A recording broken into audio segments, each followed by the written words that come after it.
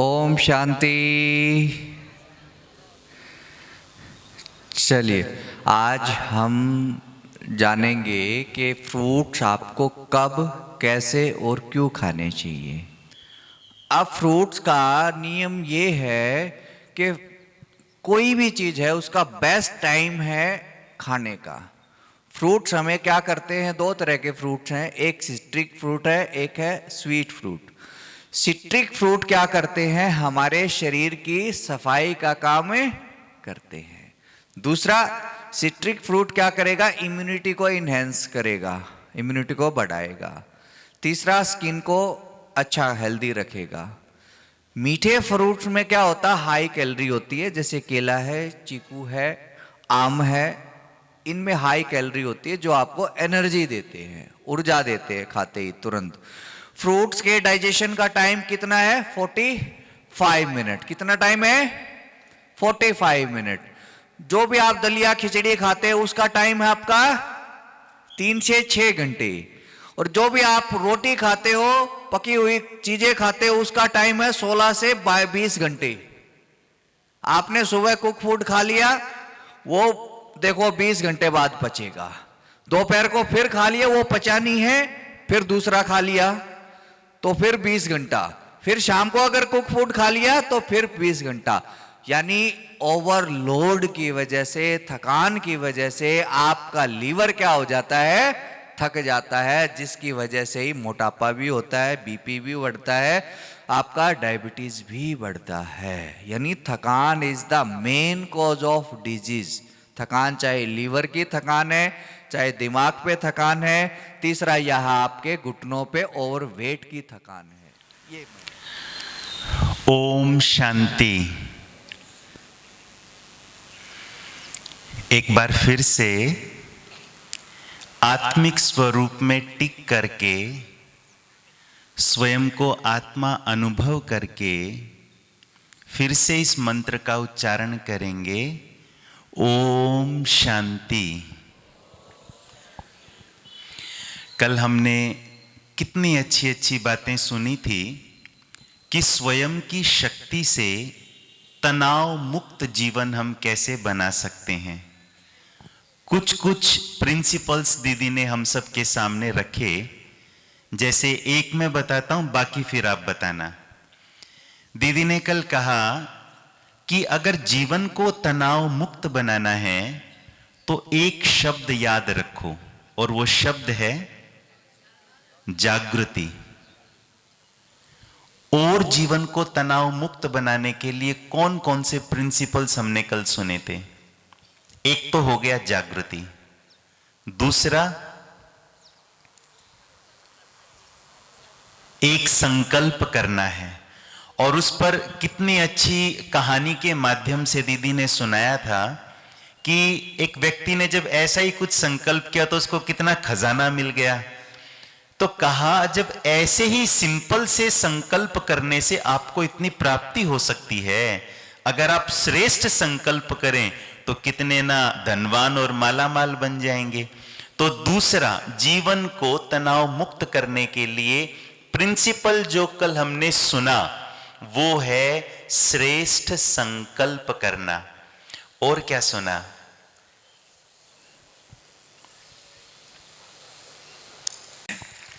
दीदी हमारे बीच में आ गए हैं, तो हम एक बार जोरदार ताली बजा करके दीदी जी का स्वागत अभिनंदन करते हैं। और तालियां बजती ही रहें जब तक दीदी मंचासीन ना हो।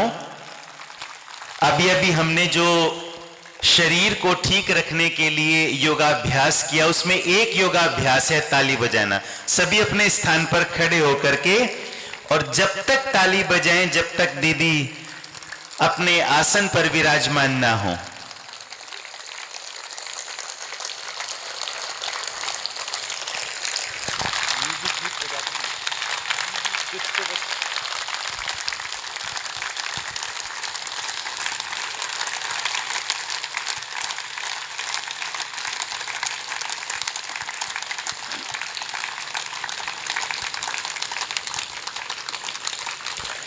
तालियों की आवाज जब तक कम ना हो जब तक दीदी अपने आसन पर विराजित ना हो। ये हम सब का आदरणीय बड़े दीदी के प्रति सम्मान है, हमारा प्यार है हम सब बहादुरगढ़ वासियों का आदरणीय दीदी के प्रति। बहुत बहुत धन्यवाद। कल भी हमें अपने जीवन को हीरे तुल्य बनाने के लिए इतने सुनहरे सिद्धांत आदरणीय दीदी जी के मुखारबिंद से सुने, और आज फिर से एक बहुत महत्वपूर्ण विषय कि परमात्मा की शक्ति से अपने जीवन को भय मुक्त कैसे कर सकते हैं। अक्सर करके जब व्यक्ति भयभीत या चिंतित होता है तो उसकी आंतरिक शक्ति कमजोर होती है, आत्मविश्वास कम होता है, और जब स्वयं की शक्ति के साथ परमात्मिक शक्ति जुड़ जाती है तो आत्मविश्वास बढ़ता है। हमारे सामने कोई भी भय नहीं लगता है, लेकिन पहाड़ जैसी परिस्थिति भी राई और राई से रुई समान बन करके समाप्त हो जाती है। तो जीवन में हर प्रकार के भय से मुक्त होने के लिए परमात्मिक शक्ति का क्या रोल है, इस विषय पर कि आज जो हम सुनने वाले हैं दीदी के मुखारबिंद से, उससे हमारे जीवन में निश्चित ही सकारात्मक परिवर्तन आएगा। ओम शांति, ओम शांति, ओम शांति।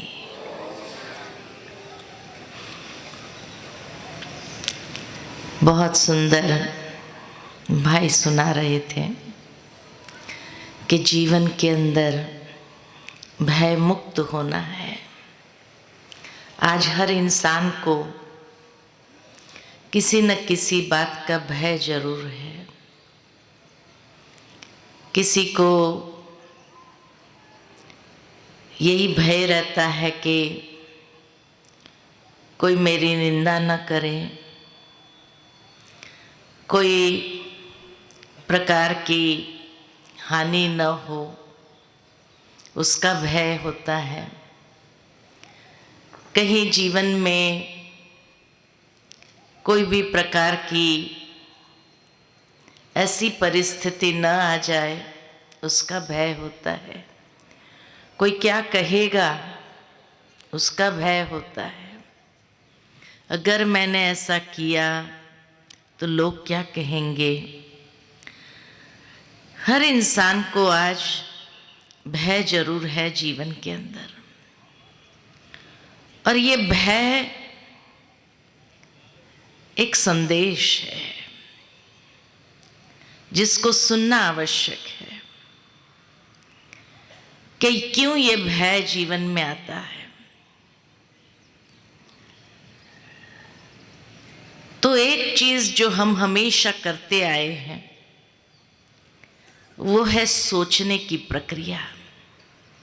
निरंतर हमारे मन के अंदर विचार चलते ही रहते हैं। कभी कौन से विचार, कभी कौन से विचार, कभी अच्छे विचार, कभी नेगेटिव विचार, कभी व्यर्थ विचार, कभी कारोबार के विचार, कोई न कोई विचार अवश्य चलते रहते हैं।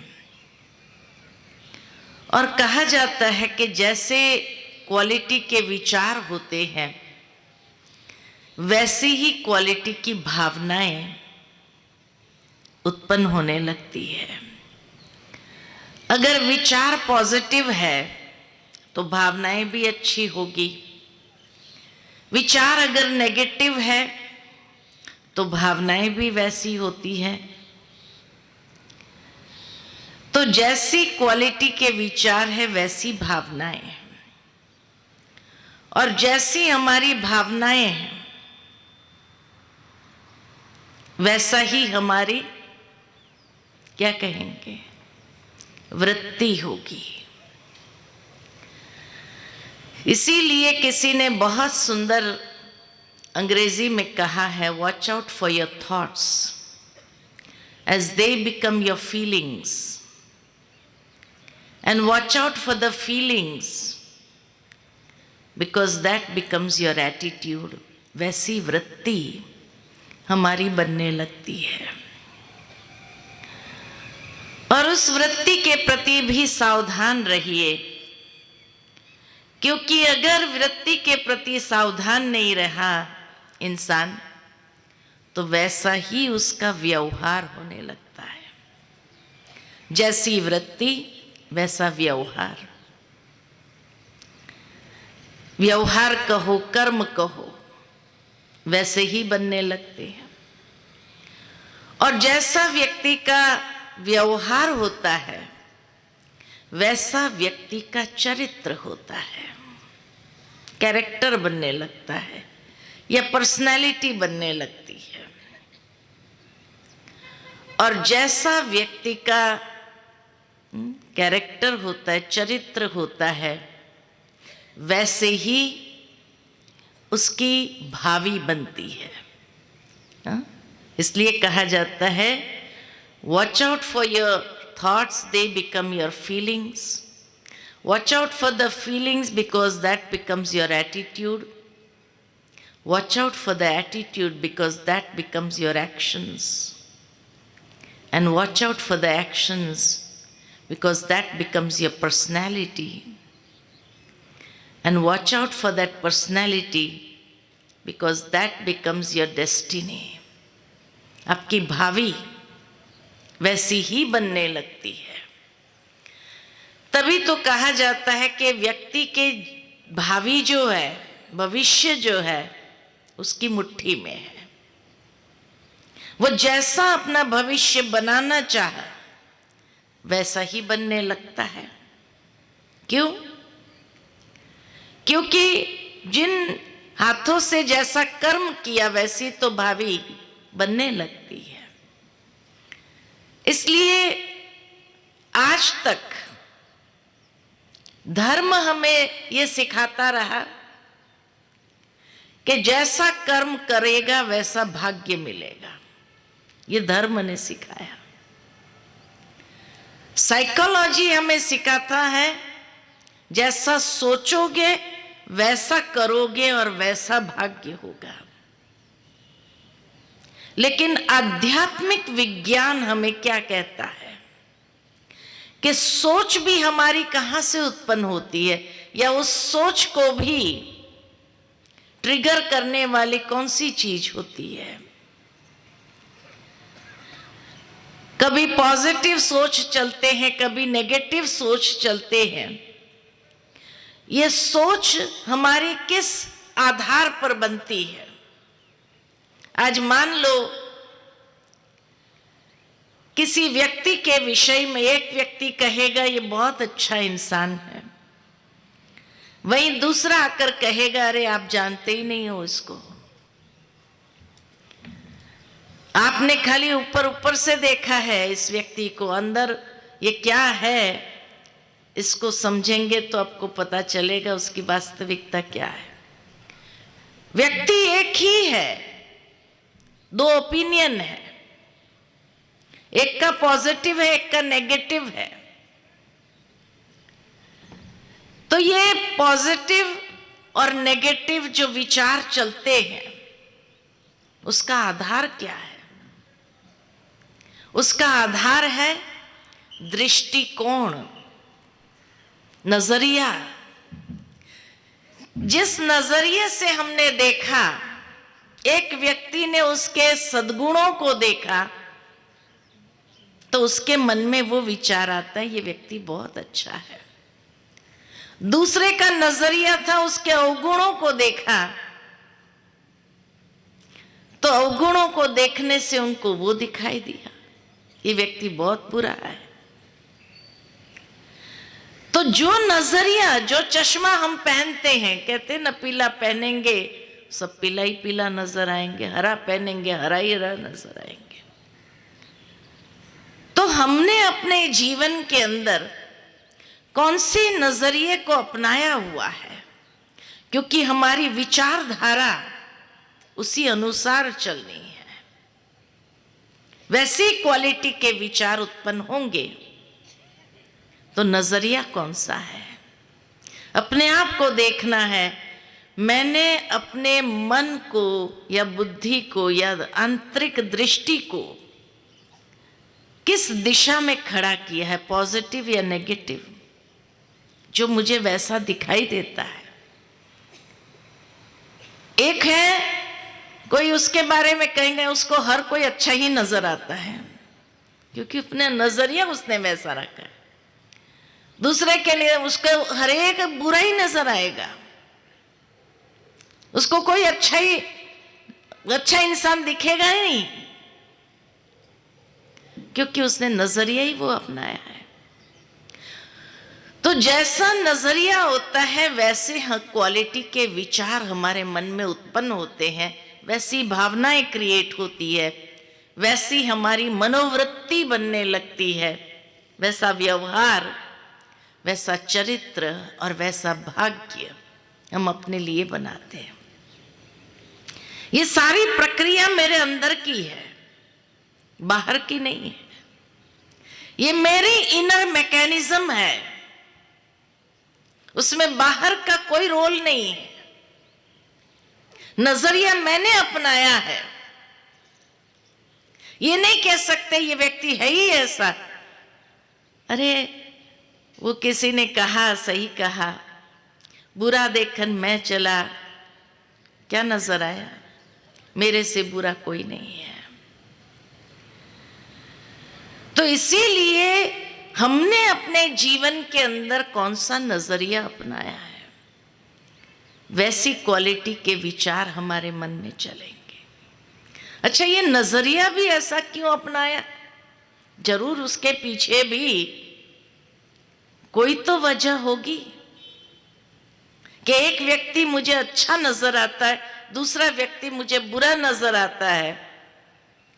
ये किस बेसिस पर? तो कहेंगे अनुभव के आधार पर। जरूर उससे कोई ऐसा अनुभव मिला है, उस व्यक्ति के साथ कोई इंटरैक्शन हुआ है और उस इंटरैक्शन में वो अनुभव मिला है, अच्छा या बुरा, इसलिए उस व्यक्ति के प्रति ऐसा नजरिया मेरा बन गया। अनुभव, एक्सपीरियंस। तो जिस क्वालिटी का एक्सपीरियंस मिला है वैसा नजरिया बना। अच्छा, ये एक्सपीरियंस भी किस बेसिस पर मिला? ऐसा क्या इंटरैक्शन में आया, ऐसी क्या बात आई जो एक व्यक्ति से एक को अच्छा एक्सपीरियंस मिलता है, दूसरे को बुरा एक्सपीरियंस मिलता है? क्या आता है बीच में? क्या आता है? मेरी ही अपनी मैकेनिज्म में दूसरे पर दोष नहीं डालना, क्योंकि जैसे ही मैंने दूसरे पर दोष डाला, ये व्यक्ति के कारण ऐसा हुआ है, मेरा नजरिया बदला, मेरे विचारधारा बदली, जैसे ही मैंने अपनी अंगुली उसके ऊपर उठाई, उसको दिखाया, माना मैं अपने मन का जो कंट्रोल है उसको दे रही हूं। अब वो मेरे मन को जिस तरह से भी नचाना चाहे वैसे नाचेगा, मेरे मन को डराएगा, अगर कोई ऐसी हरकत की तो डराएगा भी, मेरे मन को अच्छा भी महसूस कराएगा। तो इसीलिए हमें दूसरों पर उंगली उठा करके दिखाना नहीं है कि ये व्यक्ति रिस्पॉन्सिबल है मेरे नजरिए को बदलने के लिए, उसने मुझे ऐसा अनुभव दिया था। नहीं, मेरी इनर मैकेनिज्म को मुझे ठीक करना है, अगर मुझे भय मुक्त बनना है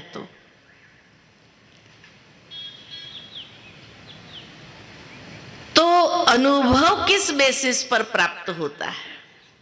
कुछ तो प्रयोग हुआ, उस दोनों व्यक्ति के बीच में ऐसा क्या प्रयोग हुआ जो एक को अच्छा एक्सपीरियंस मिला, दूसरे को बुरा एक्सपीरियंस मिला? कुछ तो प्रयोग हुआ। देखा गया है हमेशा आप या वैल्यूज या कमजोरी के आधार पर जब व्यवहार में आएंगे तो आपको वही अनुभव मिलेगा। मानो किसी के साथ मैंने बहुत मधुरता से बात की, कैसे हो, क्या हो, उसका हाल चाल पूछा, उसके साथ बहुत प्यार से बातचीत की, वो रिस्पॉन्ड कैसे करेगा? वो भी प्यार से करेगा, महसूस होता है उसको भी ये प्यार से पूछ रहा है, वो भी प्यार से जवाब देगा। ऐसा हुआ था इसलिए मेरी तबीयत थोड़ी खराब हो गई थी, या ऐसा हुआ था इसलिए मैं थोड़ा डाउन हो गया था, आदि आदि। लेकिन एक व्यक्ति जब गाली गलौज से बात करता है या कोई ऐसी बात कह देता जो सामने वाले को लग जाती है, तो वो उसको जवाब भी कैसे देगा? वैसे ही देगा। फिर कहता है कि है ही ऐसा, देखा कैसा जवाब दिया। लेकिन जब व्यक्ति वैल्यूज के आधार पर कर्म करता है या व्यवहार में आता है, तो सामने वाला व्यक्ति भी वैसा ही रिस्पॉन्ड करेगा। और जब कोई व्यक्ति गुस्से में, चिड़चिड़ापन होकर के, टेंशन में आकर के कोई बात उसको कह देता है, तो सामने वाला भी रिस्पॉन्ड वही करेगा। ये आज की दुनिया है, इसलिए उसको बुरा एक्सपीरियंस मिला, उसको अच्छा एक्सपीरियंस मिला, क्योंकि हर इंसान के अंदर क्वालिटीज भी है, अच्छी बातें भी है, तो कमजोरियां भी है। किसका प्रयोग करना है ये मेरे ऊपर है, मैं किस का प्रयोग करती हूँ। कमजोरी का प्रयोग अभिमान दिखा करके कोई बात कहती हूँ, तो सामने वाला अपने आप को कम थोड़ी समझेगा, वो समझेगा वो अपने आप को बड़ा समझता है, तो हम भी कोई कम थोड़ी है, तो वो भी वैसे ही रिस्पॉन्ड करेगा। तो उसको बुरा लगता है कि पता नहीं देखो कैसा जवाब देता है। तो हर इंसान के अंदर अच्छी बातें भी है, बुरी बातें भी है, दैवी गुण भी है तो आसुरी गुण भी है। ये मेरी चॉइस है, मैं किसका प्रयोग करती हूं।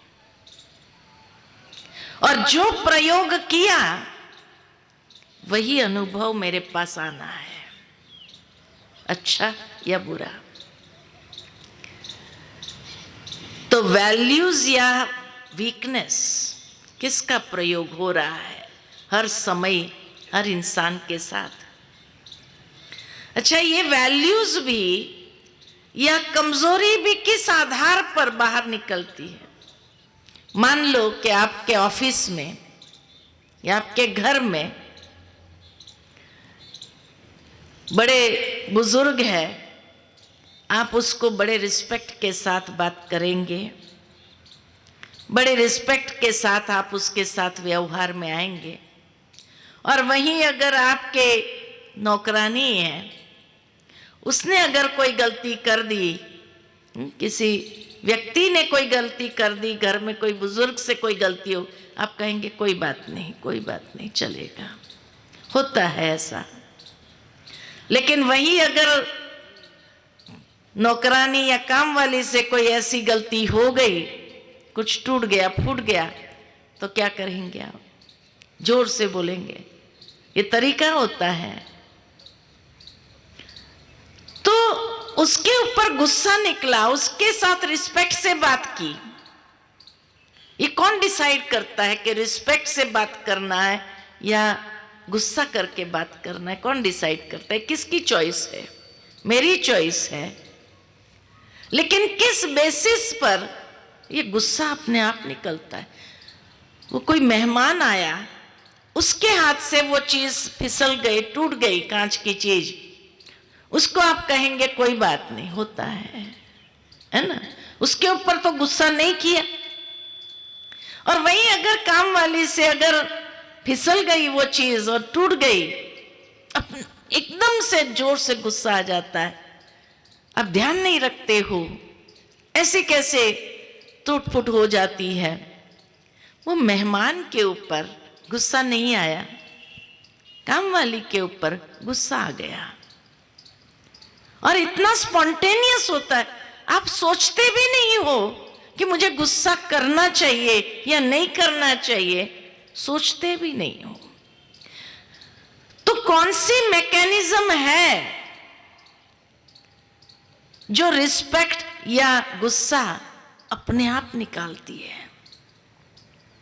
कौन सी मैकेनिज्म है अपने अंदर जो उसको अपने आप बाहर निकालती है? क्या कहेंगे? वो है मान्यता। मेरी मान्यता, मेरी मान्यता में ये है कि ये मेरे मेहमान हैं, इसके ऊपर गुस्सा थोड़ी करेंगे। उसको स्वीकार कर लिया आपने, और काम वाली को भी स्वीकार कर लिया, इसीलिए इसको कुछ भी कह सकते हैं।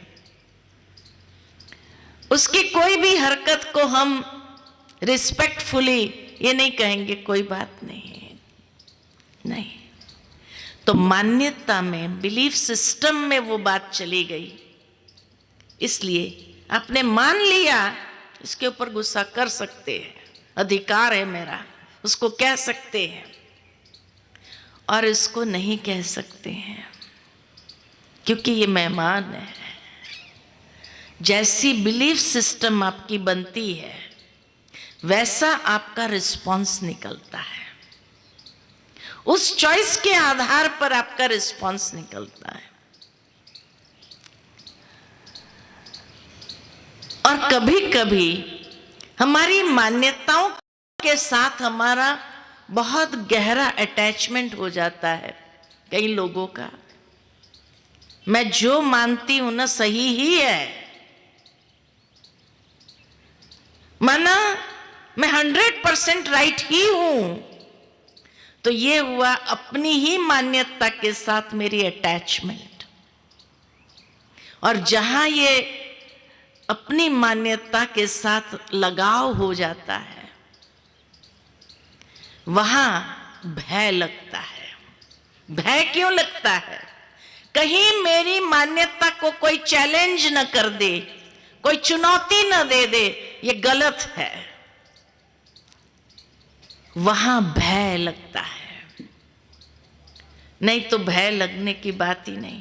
जहां अटैचमेंट हुआ अपने आप से ही, अपनी मान्यताओं से, अपनी विचारधारा से, वहां भय जरूर लगेगा कि कहीं किसी ने अगर चुनौती दे दी कि आपकी ये मान्यता गलत है और मैं सिद्ध करके बता सकता हूं, और सबके साथ सामने मुझे अगर ओपन कर दिया तो क्या होगा, मेरा क्या रहेगा, इसलिए भय लगता है। तो भय का कारण कहीं ना कहीं वो लगाव है मान्यता के साथ का। इसीलिए कहा कि जो धर्म ने सिखाया कि जैसा कर्म करोगे वैसा भाग्य मिलेगा, साइकोलॉजी ने कहा जैसा सोचोगे वैसा करोगे और जैसा करोगे वैसा भाग्य मिलेगा, लेकिन आध्यात्मिक विज्ञान कहता है जो मान्यता होगी आपकी उसी अनुसार आप सोचेंगे, वही आप करेंगे और वही आपका भाग्य, माना मान्यता भाग्य को निर्माण करती है। कितनी सूक्ष्म बात है। और ये सारी मेरी अपनी मैकेनिज्म है, और कहीं कोई उस मान्यता को ठेस न पहुंचा दे, ठोकर न मार दे, उसका भय लगता है, उसका भय लगता है। क्योंकि जहां ये मान्यता के साथ लगाव होता है उसी को दूसरे शब्द में ईगो कहा जाता है। जैसे दुनिया के अंदर हर एक का ईगो अलग अलग प्रकार का होता है। कई लोगों को अपनी बुद्धि का ईगो होता है, बुद्धि का अभिमान होता है, मेरी बुद्धि बहुत अच्छी है, मेरी बुद्धि के बराबरी किसी की नहीं हो सकती है, मैं ऊपर ही हूं। तो लोग और बार बार बुद्धि को बीच में लाएगा, अरे मेरी बुद्धि यही कहती है और देखना सही होगा। वो अपनी बुद्धि की बात जैसे दूसरे के ऊपर भी थोपना चाहता है। तो लोग सुनने वाले देखने वाले कहेंगे देखना इसको अपनी बुद्धि का इतना अभिमान है, पढ़ लिख क्या लिया 2 किताब और पता नहीं अपने आप को क्या समझने लगा, दूसरे को तो तुच्छ ही समझता है, उसको अपनी बुद्धि का बहुत अभिमान है। किसी को धन का अभिमान होता है क्योंकि उसकी मान्यता ये है कि धन के बिना कोई काम हो ही नहीं सकता है, धन होगा तो सब कुछ हो सकता है। तो लोगों के सामने भी वो अपने धन के धौंस जमाने लगता है। लोग क्या कहेंगे देखना, इसको अपने धन का इतना नशा है, अभिमान है कि बस उसको जैसे कि वही आता है। तो तीसरा होगा, वो कहेगा अरे पढ़ाई होगी तो कुछ भी कर सकते हैं, वो पढ़ा लिखा है, तो पढ़ा लिखा है तो उसको अपनी पढ़ाई का नशा है। वो कहता है कि भाई आपका धन भी कुछ नहीं करेगा, अगर पढ़ाई से मैं ये चीज किसी को कन्विंस कर दूं तो क्यों नहीं हो सकती है। तो अपनी पढ़ाई की डींगे मारता है सब जगह। तो कई देखने वाले ये कहेंगे उसको अपना पढ़ाई का बड़ा नशा है, अभिमान है। तो चौथे को अपनी पोजीशन का नशा है, वो कहता है अरे धन भी कुछ नहीं करेगा, पढ़ाई भी कुछ, पोजीशन होगा तो सब कुछ हो सकता है ना। अब वो पोजीशन को लेकर के अपने आप को बड़ा सिद्ध कर, उसकी मान्यता ये है कि पोजीशन होगा तो ही सब कुछ हो सकता है। दूसरे की मान्यता है पढ़ाई होगी तो बहुत कुछ कर सकते हैं। तीसरा सोचता है धन होगा तो बहुत कुछ कर सकते हैं।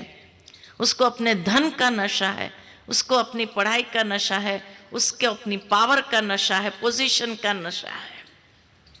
अब मान लो ये चारों अगर इकट्ठे हो जाए और हर एक अपनी अपनी डींगे हाँक रहा हो कि हम यही मानते हैं और देखना हम करके दिखाते हैं, वो कहता है मैं करके दिखाता हूं। अब देखने वाले इन चारों के ऊपर हंसते हैं। इसलिए जिसमें अहंकार होता है और अहंकार के कारण, अहंकार किसको कहा, जिस मान्यता के साथ हमारा लगाव है, वो हमारा अहम हो जाता है, वो हमारा अहंकार हो जाता है। और जहां ये अहंकार होता है वहां भी भय होता है, कहीं कोई हमारी मान्यता को झूठा सिद्ध न कर दे, हमारी मान्यता को कोई चैलेंज न कर दे। क्योंकि मनुष्य समझता है कि अगर मेरे मान्यता को चैलेंज किया और अगर उसने सिद्ध कर दिया तो मेरा अहम चकनाचूर हो जाएगा। तो अहम चकनाचूर न हो, उसका भय जरूर होता है। इसलिए जहां अहंकार होगा वहां भय साथ में होगा ही। जहां अहंकार ही नहीं वहां भय की जरूरत नहीं। ऋषि मुनि, उनको कभी भय नहीं लगता था, क्योंकि वो इतने ज्ञानी थे। उन्होंने अपनी मान्यता के अंदर उस आध्यात्मिकता को भर दिया था, इसलिए उनको भय नहीं। जंगल में भी रहते थे तो भय रहित रहते थे। बड़े से बड़े विकराल पशु भी आ जाते थे, उनको भय नहीं लगता था। लेकिन आज की दुनिया में जितना व्यक्ति का अहम बढ़ा, उतना भय ज्यादा, उतनी सिक्योरिटी ज्यादा। कितनी सिक्योरिटी रखनी पड़ती है ना? Z+ सिक्योरिटी देनी पड़ती है। क्यों? कहीं ना कहीं अहम इतना अधिक है और इसलिए उसका भय भी अधिक है। कहीं ये ना हो जाए, वो ना हो जाए, ऐसा ना हो जाए, वैसा ना हो जाए। तो भय व्यक्ति को इनसिक्योर कर देता है, असुरक्षित महसूस करा देता है। इसको कहते हैं भय। और इसलिए जहां ऐसा भय इंसान को आता है, अगर उस भय से मुक्त होना चाहते हैं, क्योंकि अगर ये भय बढ़ता गया तो यही डिप्रेशन का कारण है। जितना व्यक्ति के जीवन में भय ज्यादा, उतना उसके मन के अंदर नेगेटिव थॉट्स अधिक, और जितना नेगेटिव थॉट्स अधिक, उतना ही व्यक्ति के जीवन के अंदर असुरक्षा की फीलिंग, तो रात को नींद नहीं आएगी। और वही नेगेटिव विचार अगर चलता रहा, जितना ज्यादा नेगेटिव विचार चलता रहा और कंट्रोल नहीं कर पाएगा उसको, तो क्या होगा? एक न एक दिन वो डिप्रेशन का शिकार बनना ही है। इसीलिए भय मुक्त होना आज के युग में आवश्यक है। और भय मुक्त होने के लिए अभिमान मुक्त होना आवश्यक है। अभिमान से मुक्त नहीं होगा तो भय से मुक्त भी नहीं होगा। इसीलिए परमात्मा की शिक्षाएं बहुत सुंदर है। जहां अभिमान होगा वहां अपमान की फीलिंग जरूर आएगी, और अपमान की फीलिंग ना महसूस हो, उसके लिए व्यक्ति अपने सारे प्रयत्न करता रहता है। कहीं कोई मुझे, मेरे अहम को ठेस न पहुंचा दे, कहीं कोई मुझे धक्का न दे दे, तो ये भय अंदर में सताता है और इसीलिए वो डिप्रेशन का शिकार बनता है। क्योंकि जहां उसकी नींदें हराम हो गई, बहुत ज्यादा नेगेटिव विचार अंदर में चलने लगा, तो विचार व्यक्ति से क्या नहीं कराता है। इसलिए कहा जाता है एक विचार इंसान के भाग्य को बदलने के लिए निमित्त बनता है। एक विचार खाली। बहुत सुंदर कहानी मुझे याद आती है कि एक बार एक कुम्हार था, वो माटी लेकर के आया कुछ बनाने के लिए, और उसने सोचा चिलम बनाता हूं। गांव में चिलम लोग सारा दिन चलाते रहते हैं, तो उसने सोचा कि चिलम बनाता हूं। तो माटी को रौंदने लगा। उतने में उसकी पत्नी बाहर आई, देखा कुम्हार को माटी रौंदते हुए, तो उसने पूछा क्या बना रहे हो? तो कुम्हार ने कहा कि चिलम बना रहा हूं। चिलम बना रहा। तो पत्नी ने कहा, अरे चिलम क्यों बनाते हो, गर्मी के दिन आ गए हैं, सुराही बना दो, लोगों को शीतल जल तो मिलेगा। इतना बोल करके वो घर में चली गई।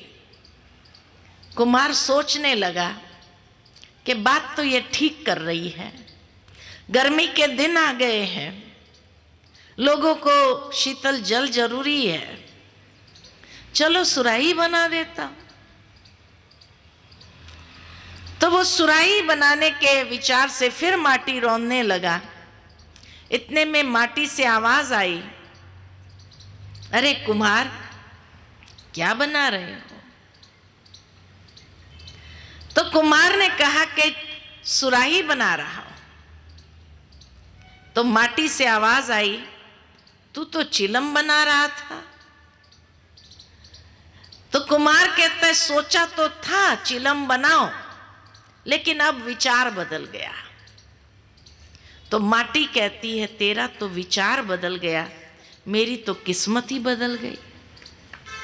चिलम बनाता था, खुद भी जलती थी, दूसरों को भी जलाती थी, लेकिन अब जब सुराही बना रहा है, खुद भी शीतल रहूंगी, दूसरों को भी शीतलता प्रदान करूंगी। तेरा एक विचार बदला, मेरी किस्मत बदल गई। एक विचार से किस्मत बदलती है। तो जितने भय के विचार अधिक होंगे, उतनी किस्मत भी कैसी होगी। इसलिए कहा कि भाग्य आपके हाथ में है। जैसी मान्यता वैसे विचार, वैसे कर्म, वैसा भाग्य। तो स्पिरिचुअल साइंस हमें रूट्स पर ले जाते हैं, कहां से अपने आप को ठीक करना है। क्योंकि आज दुनिया के अंदर इतनी जागृति तो जरूर है कि पॉजिटिव सोचना चाहिए,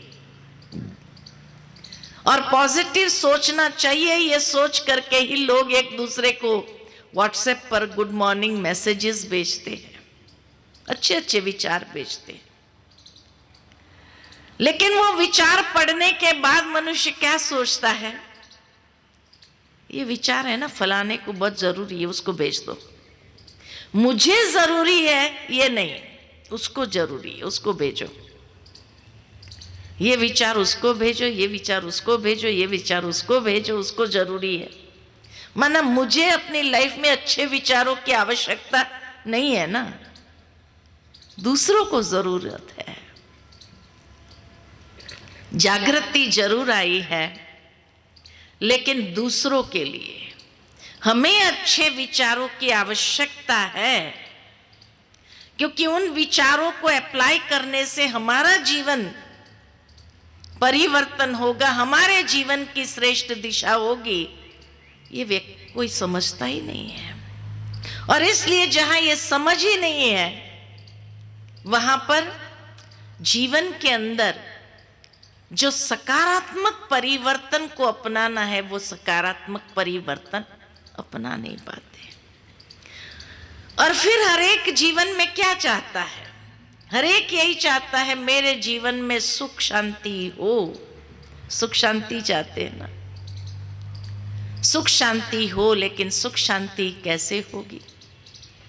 अरे सुख शांति तो आना चाहती है आपके लाइफ में, आप आने ही कहां देते, मौका ही कहां देते हैं सुख शांति को आने का। क्योंकि हमने अपने जीवन में और चीजें इतनी भर दी है कि सुख शांति तो आ ही नहीं सकती। हमने अपने जीवन को किससे भरा है? हमने अपने जीवन को तनाव से भरा है, हमने अपने जीवन को गुस्से से भरा है, हमने अपने जीवन को डर से भरा है। तो जहां तनाव होगा, गुस्सा होगा, डर होगा, उसकी दोस्ती शांति और सुख के साथ है ही नहीं। इसलिए या तो वो रहेंगे या तो ये रहेंगे। अब किसको अपनाना चाहिए, सुख शांति को या तनाव भय और क्रोध को अपनाना चाहिए? किसको भरना चाहिए? हाँ, सुख शांति को। तो उसके लिए तो वो तीनों को पहले बाहर निकालना पड़ेगा। जब तक उसको बाहर नहीं निकालेंगे सुख शांति तो आ नहीं सकती। और आजकल तो बात बात में गुस्सा आने लगा है लोगों को। कोई ने अच्छी भावना से भी कुछ कह दिया, उसके भाव को न समझ करके भी गुस्सा आ जाता है। ऐसा क्यों कहा? अब गुस्से की दोस्ती सुख शांति से तो है नहीं, तनाव की दोस्ती सुख शांति से तो है नहीं, भय की दोस्ती सुख शांति से तो है नहीं। या तो ये तीन रहेंगे या वो दो रहेंगे। अब मेरी चॉइस है कि मुझे किसको अपनाना चाहिए। एक बहुत सुंदर कहानी याद आती है कि एक बार 3 बुजुर्ग थे और वो तीनों बुजुर्ग जा रहे थे। अचानक बर्फ गिरने लगी, ठंडी का प्रदेश था तो अचानक बर्फ गिरने लगी। तो वो तीनों बुजुर्ग ने सोचा कि चलो ये बस स्टॉप है, पूरा पैक था, वहीं जाकर के बैठ जाते, जब तक बर्फ गिर रही है, बर्फ गिरना बंद हो जाएगा तब आगे यात्रा पर चलेंगे। तो तीनों बुजुर्ग वहां जाकर के बैठ गए उस बस स्टॉप पर।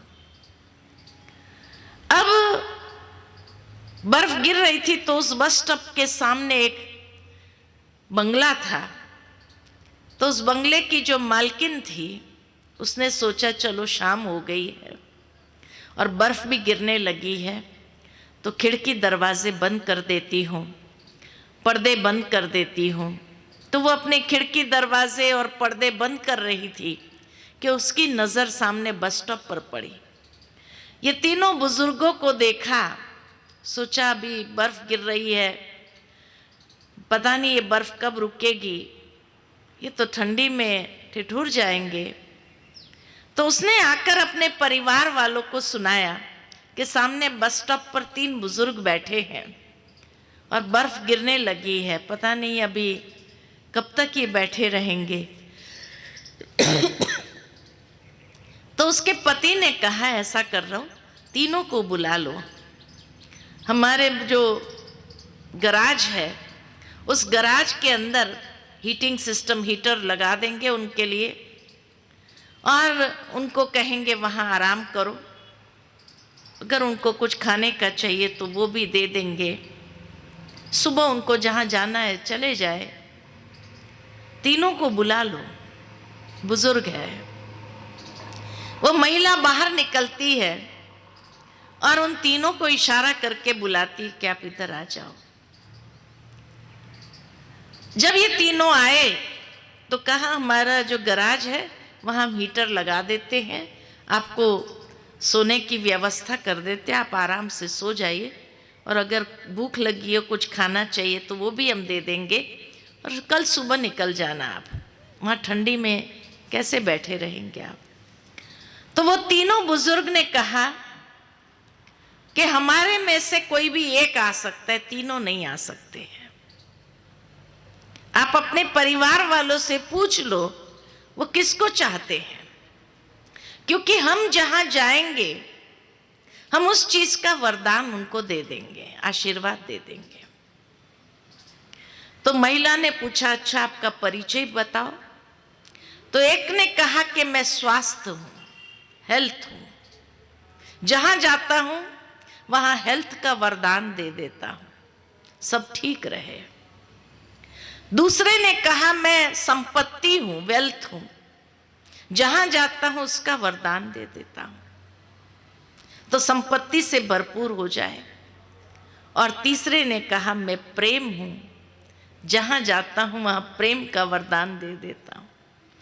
आप अपने परिवार वालों से पूछ लो वो किसको बुलाना चाहते हैं, क्योंकि हम तीनों इकट्ठे नहीं जा सकते, कोई भी एक जा सकता है। ठीक है। ये बड़ी विचित्र बात उस महिला ने जाकर के अंदर में अपने परिवार वालों को सुनाई कि भाई तीनों नहीं आ सकते हैं, कोई भी एक आ सकता है। एक है स्वास्थ्य, दूसरा है संपत्ति और तीसरा है प्रेम। वो जिसको चाहेंगे उसको बुला सकते हैं और वही चीज का वो वरदान दे करके जाएंगे। तो किसको बुलाना चाहिए? बुजुर्ग माँ बाप थे तो कहा बेटा स्वास्थ्य को बुला लो, हमारा स्वास्थ्य अगर ठीक हो जाएगा तो हम आपके काम में हाथ बटा सकेंगे, इसलिए स्वास्थ्य को ही बुला लो। वहां उसका पति देवर और ये थे तो वो कहने लगे अरे संपत्ति होगी तो स्वास्थ्य तो हम आपका ठीक ही करा देंगे, संपत्ति की जरूरत है, संपत्ति को बुलाओ, उसका वरदान मिल जाएगा तो हम बहुत कुछ कर सकते हैं। अब ये बहस चल रही थी कि स्वास्थ्य को बुलाए या संपत्ति को बुलाए। वहां छोटे बच्चे खेल रहे थे, वो बच्चे कहने लगे क्यों ना हम प्रेम को बुलाए। सन्नाटा हो गया। माँ बाप को स्वास्थ्य चाहिए, पति को देवर को इन सबको संपत्ति चाहिए, और बच्चे कहते हैं प्रेम को बुला लो। कुछ देर सन्नाटा रहने के बाद आखिर सभी ने एक साथ में कह दिया, बच्चों ने जो कहा वही, चलो ठीक है। तो फिर वो महिला बाहर आकर कहने लगी आप में से जो प्रेम हो वो हमारे घर में आ जाए। तो प्रेम जैसे आने लगा, उसके पीछे स्वास्थ्य भी आने लगा, उसके पीछे संपत्ति भी आने लगा। महिला ने कहा आपने तो कहा एक ही आ सकते, अब आप तीनों कैसे? कहा आपने अगर सिर्फ स्वास्थ्य को बुलाया होता तो सिर्फ वही आता, अगर आपने संपत्ति को बुलाया होता तो सिर्फ वही आता, लेकिन आपने सही चुनाव किया कि आपने प्रेम को बुलाया।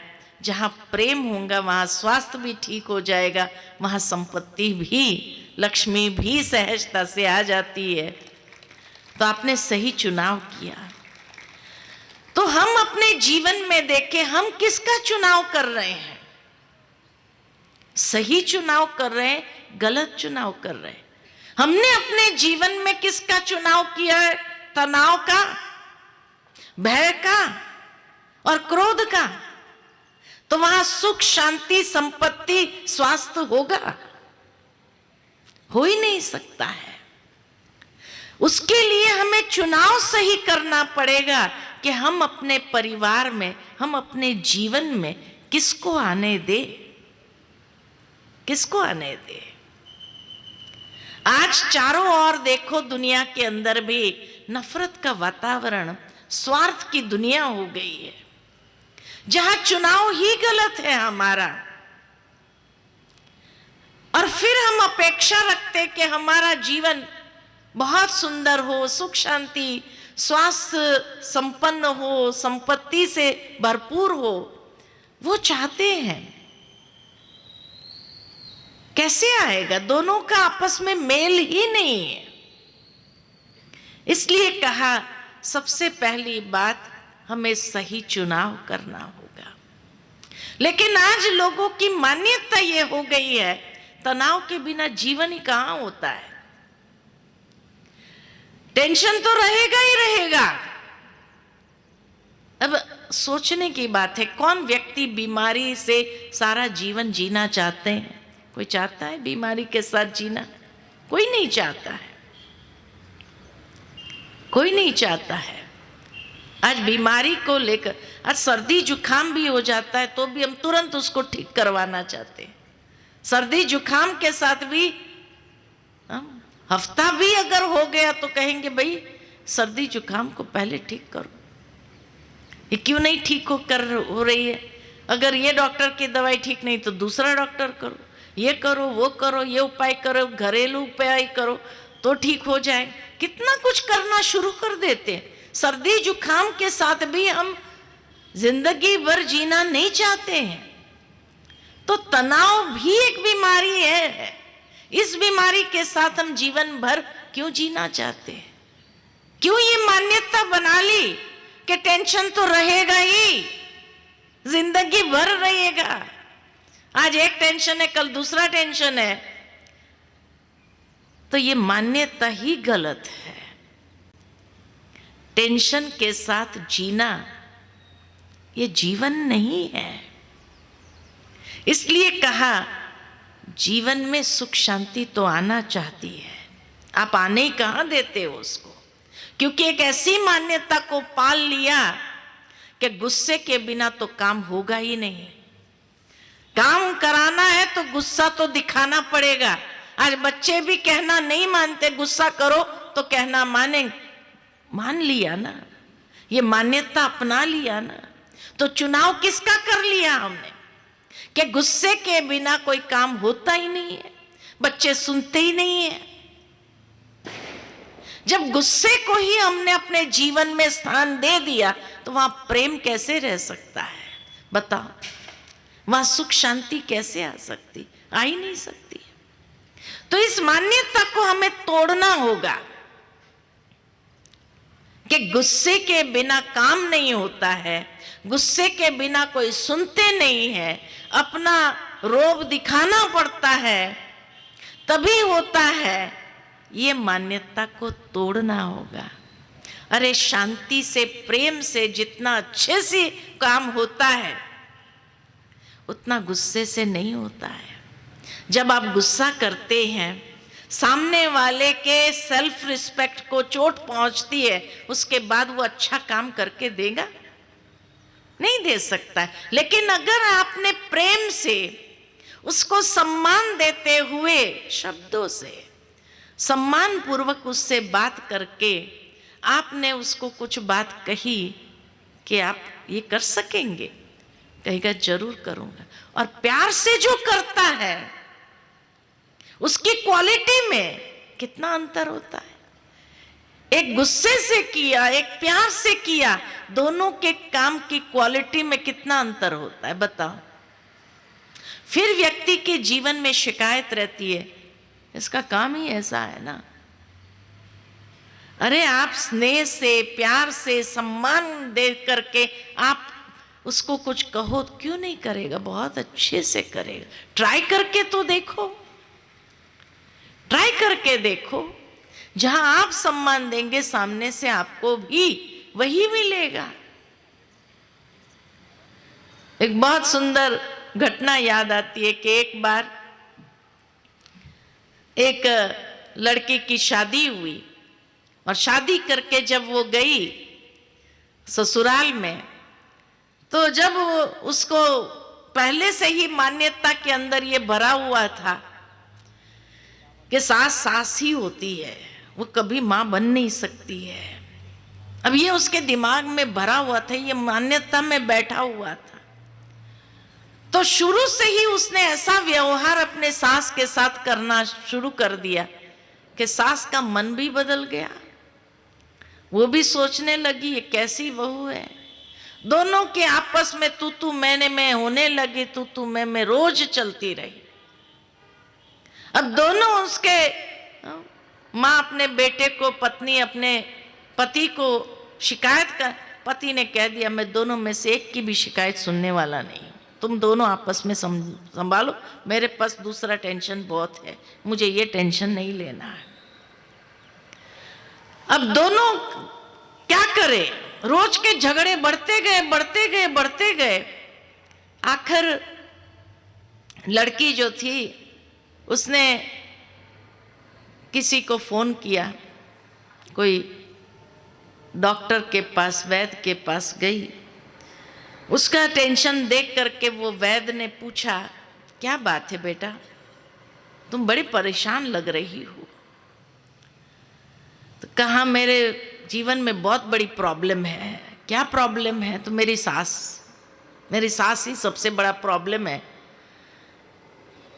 तो क्या करें उसके लिए?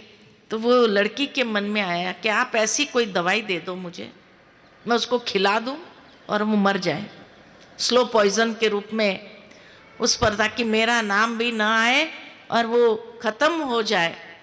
तो वो वैद्य ने कहा, दे तो सकता हूं मैं तुम्हें ऐसी बात, रोज तुम थोड़ा थोड़ा उसके खाने में डालना। स्लो पॉइजन के रीति से धीरे धीरे उसकी तबीयत खराब होगी और फिर वो चली जाएगी, तो तेरा नाम भी नहीं आएगा। लेकिन उसके साथ एक काम तुझे करना पड़ेगा। बोला, क्या करना पड़ेगा? तो कहा, तुम्हें बहुत मीठा व्यवहार करना पड़ेगा, मधुर व्यवहार करना, नहीं तो तेरे ऊपर नाम जरूर आ जाएगा। इसने ही मारा है होगा उसको, उसने ही कुछ खिलाया होगा उसको। तो कहा, ठीक है, ये दवाई कितने समय में असर करेगी मतलब?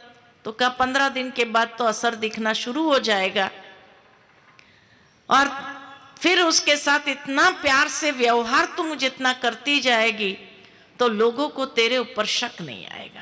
कहा, ठीक है। अब रोज उसने डालना शुरू किया और सोचा चलो मेरे को बहुत जल्दी मुक्ति मिल जाएगी।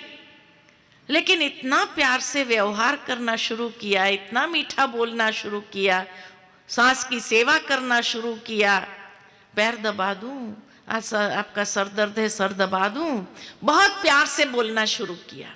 सांस को लगाई, अचानक परिवर्तन कहाँ से उसके अंदर आ गया।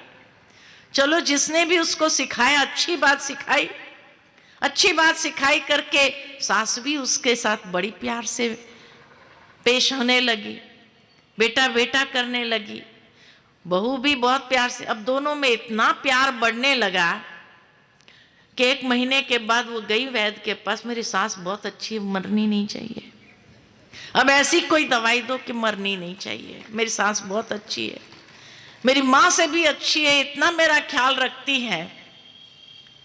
डॉक्टर ने कहा, अब तो कुछ नहीं हो सकता है, अब तो दवाई अपना रूप नहीं। बोले, नहीं, मेरा इतना ध्यान रखती है, मेरा इतना ख्याल रखती है, मेरे को बाहर भी भेजती है, मेरा हर पीछे से काम संभाल लेती है, घर देख लेती है, अब वो मरनी नहीं चाहिए, कुछ भी हो जाए। जब बहुत रिक्वेस्ट किया तब वो वैद्य ने कहा, मैंने ऐसी कोई दवाई नहीं डाली दिया था तेरे को, मैंने तो तेरे को विटामिन की ही दवाइयाँ दी थी, चूर्ण बना करके, ताकि उसका भी स्वास्थ्य अच्छा रहे और वो भी अच्छी रहे, इसलिए तुम निर्भय हो जाओ। सचमुच परिवर्तन, जैसा व्यवहार हम करेंगे सामने वाला भी परिवर्तन होकर के वही व्यवहार आरंभ करेगा ही करे। जो हम देंगे वही सामने वाला भी देगा। हम प्यार देंगे तो वो भी प्यार देगा। हम अगर गुस्सा करेंगे तो सामने वाला डबल गुस्सा कर सकता है। हम अगर किसी का अपमान करे, किसी के सेल्फ रिस्पेक्ट को चोट पर पहुंचाए, तो आगे चल कर के वो भी हमारा सेल्फ रिस्पेक्ट खत्म करेगा। ये निश्चित है, जो देंगे वही मिलेगा। आप किसी को सहयोग दो, आपको सहयोग मिलेगा। आप किसी को सम्मान दो, आपको सम्मान मिलेगा। आप किसी को गाली दो, आपको गाली मिलेगी। जो देंगे वही वापस आएगा। ये कुदरत का नियम है, इस संसार का नियम है कि जो कुछ देते हैं वो वापस लौट के आना ही है। इस संसार में हर चीज दे रही है, हर चीज दे रही है। प्रकृति के 5 तत्व दे रहे हैं, सूर्य दे रहा है, वायु दे रहा है ना, इंद्र दे रहा है, हर चीज दे रही है। वहां तक पेड़ पौधे भी दे रहे हैं, या तो छांव देते हैं, या फल देते हैं, या फूल देते हैं, कुछ ना कुछ दे रहे हैं। नदी दे रही है, तालाब दे रहे हैं। इसलिए कहा, किसी ने बहुत सुंदर वो गीत की लाइन लिखी, नदी न पिए अपना जल, पेड़ न खाए अपना फल। वो है ही दूसरों के लिए, खुद इसको स्वीकार नहीं करता है। वहां तक कि इंसान की बनाई हुई चीजें भी दे रही है। जिस कुर्सी पर आप बैठे हैं, ये कुर्सी आराम दे रही है। अगर सारी कुर्सियों को निकाला जाए, नीचे बैठने के लिए कहा जाए, तो बैठेंगे या चले जाएंगे? जाने दो, कौन बैठेगा। अच्छी बातें सुनाते तो भी बैठेंगे नहीं। क्यों क्यों नहीं बैठेंगे?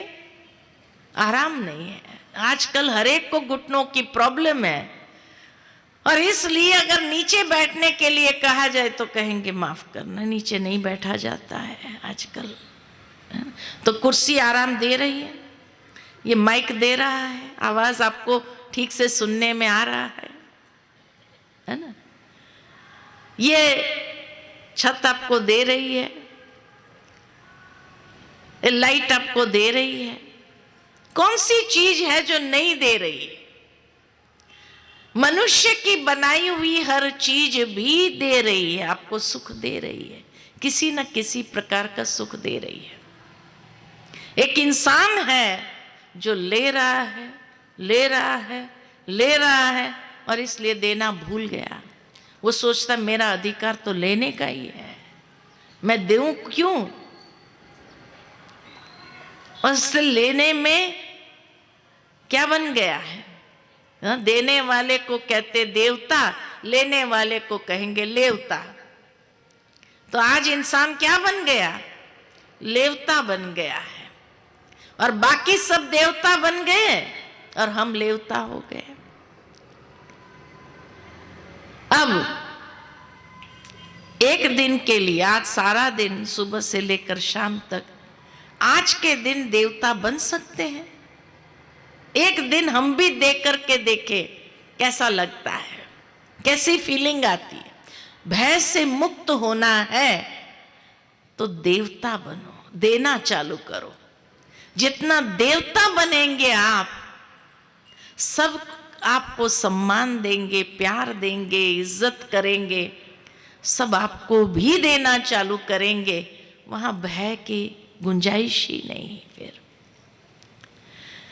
अच्छा, क्या देना है? कोई चीज वस्तु देने की बात नहीं कर रही हूं। किसी को आप सहयोग दो, किसी को आप सम्मान दो, किसी को आप शुभ भावना दो, शुभकामना दो, किसी को आप दुआएं दो, किसी को आप कोई अच्छी बातें कहो, किसी निरुत्साहित व्यक्ति को आप मोटिवेट कर दो,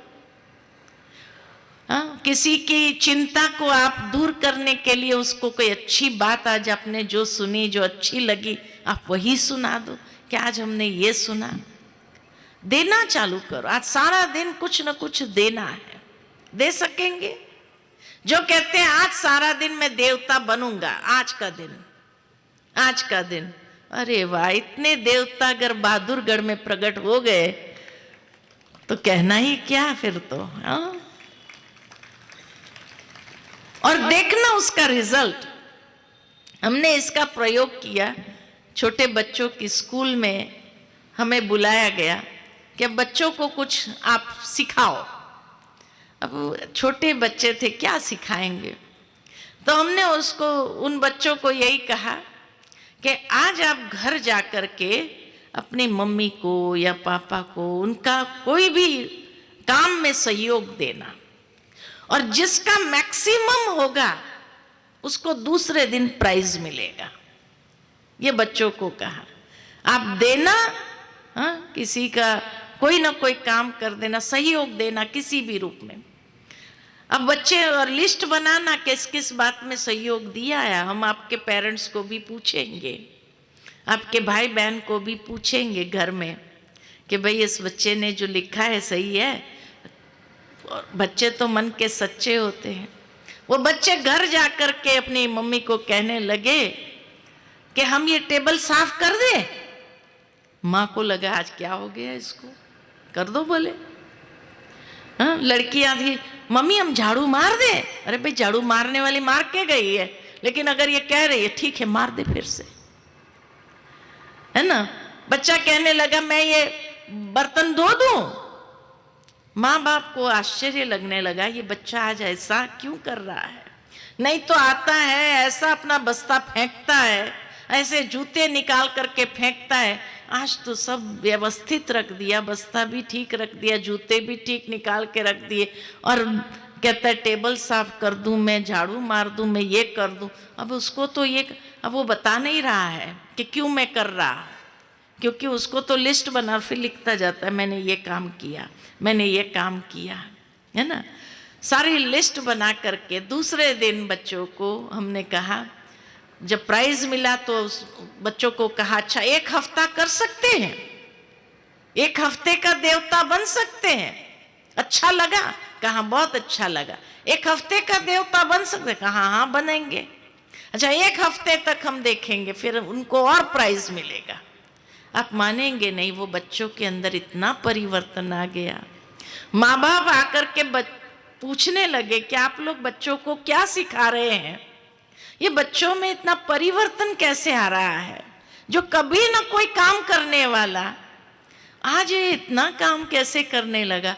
और हफ्ते के बाद देखा गया धीरे धीरे उनके संस्कार बनने लगे और उनके अंदर बहुत अच्छा परिवर्तन आ गया। तो देखा जाता है कि बच्चे देवता बन सकते हैं। हम भी उनके साथ अगर ऐसे बन जाएं तो वो घर के अंदर सुख शांति आएगी या नहीं आएगी, बताओ।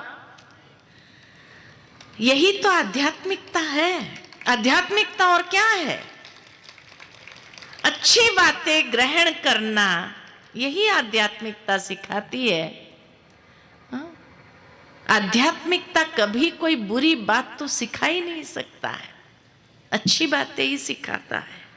और इसीलिए जीवन के अंदर जब हम इस तरह का नेचर अगर अपना बना देते, फिर आप देखेंगे आपका जीवन में टेंशन नाम की चीज नहीं रहेगी, भय नाम की चीज नहीं रहेगी। हर एक आपसे इतना इज्जत से बात करने लगेगा, प्यार से बात करेगा, जो अपने आप आपका गृहस्थ जीवन एकदम सुखी हो जाएगा। इसलिए आध्यात्मिकता टूटे हुए रिश्तों को भी जोड़ने का काम करती है। आध्यात्मिकता बच्चों के अंदर भी अच्छे संस्कार देने का कार्य करते हैं। ये आध्यात्मिकता है। आध्यात्मिकता और कुछ नहीं है कि जो अच्छी बातें हमने कथाओं में सुनी, क्या हम उन बातों को अपने जीवन के अंदर, आचरण के अंदर ला सकते हैं या नहीं ला सकते, देखना है। और अगर ला सकते हैं सहजता से, अगर एक मार्ग मिल गया सहजता वाला, तो क्यों नहीं कर सकते हैं। बड़ा सुख अनुभव करेंगे।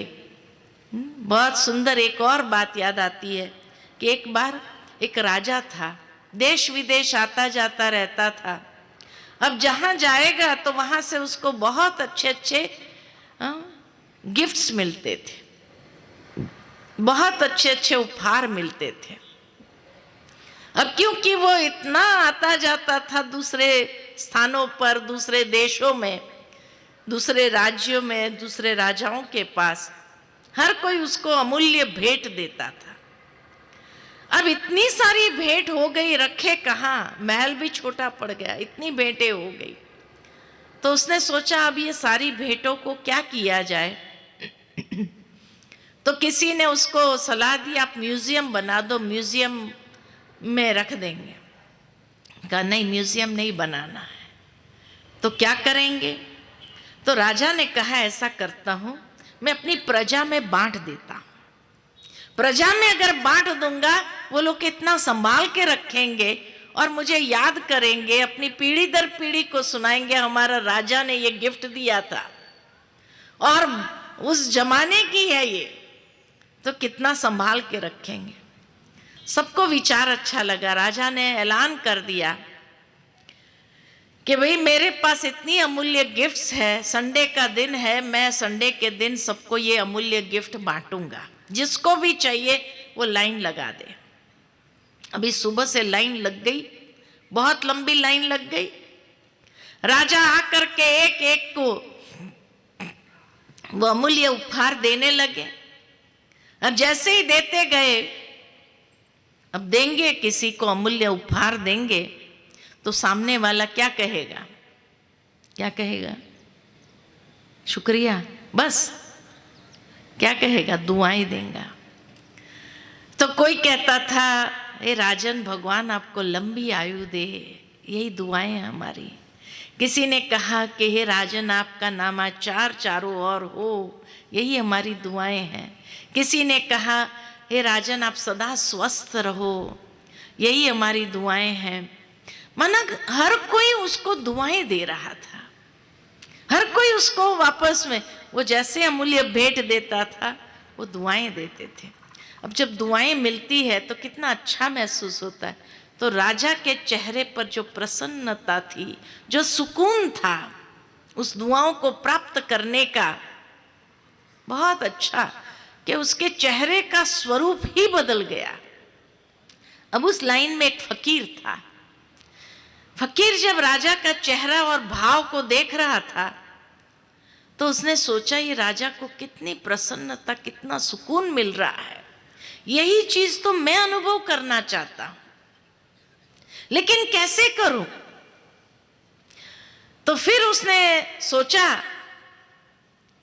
कि भाई राजा दे रहा है ना, इसलिए उसको जो मिल रहा है उसका सुकून, अब मेरे पास तो कुछ देने के लिए है ही नहीं, मैं क्या दूं?